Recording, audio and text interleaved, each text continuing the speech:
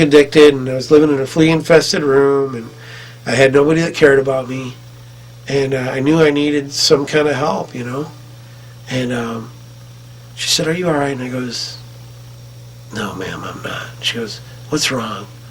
And I said, "I'm a drug addict." It just came out of my mouth. I would have never, ever in a million years admitted that to anybody. And I had been experimenting with drugs since I was 12 years old.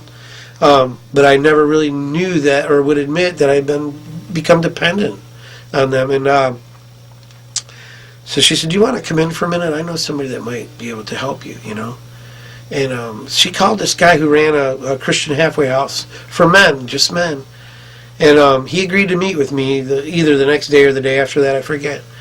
And I remembered that there was a part of me, after talking to him, and he prayed over the phone with me and whatnot, there was a part of me that said to myself, I'm not going back to this flea-infested room. So I don't know if it's that day or that night or the next day, I packed all my stuff up, which wasn't a lot.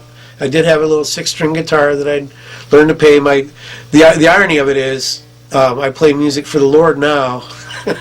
And the person that taught me to play guitar was my drug dealer, the one who was very conveniently helped me to get hooked. But he played me guitar. He taught me guitar while I did it, so the Lord even turned that to his good. But so I had a 6-string Yamaha guitar, and I had all my clothes packed in the back of this little Toyota Celica, and I was getting ready to leave that place to meet with Jim, and I just prayed, and I said, Lord, I know you don't owe me anything. Because I knew that I had betrayed him. I had gotten baptized like about a year or two prior, but I never really gave my life to him, and I continued pretty much doing what I was doing. I hadn't intended on it, but I just didn't seem to have the power to change. I was a very weak person, and so I packed all my stuff up into this car, and I wound up driving to this old farmhouse in San Antonio, Texas, not far from the city, but it was an old farmhouse. It had a wraparound deck and everything, and it was pretty distraught, pretty let go. It didn't have any power, electricity. It didn't have any hot water. It had been given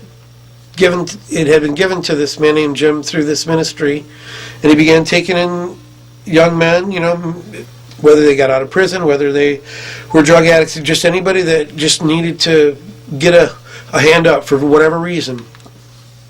And I went and met with him, and he said, well, let me pray about it. I think I talked to him close to 20 minutes, half hour. He said, let me pray about it, and I'll get back with you. And I told him, I said, well, all my clothes are in my car. And he just kind of looked at me, because I did definitely put him on the spot. And he's like, well, get in here then. He had a southern accent, whatnot, a Texas accent. And, you know, I lived there probably close to a year. And eventually we did get the lights turned on and everything like that. But for quite a while we had no electricity, no hot water. We ate food out of a cooler and read the Bible at night. We had no real TV. We had a radio that ran on batteries, you know, for a while. And read the Bible every night through an oil-filled lamp. And I think I practically read the Bible from cover to cover. And the Lord just began to do a really strong work in my life at that point. I didn't mean to go into all that, but the point is, I had to come to my senses. And you know, you may not ever do drugs or wind up, but it doesn't really matter the strength or the depth of the sin in your life. We all sin and fall short of the glory of God.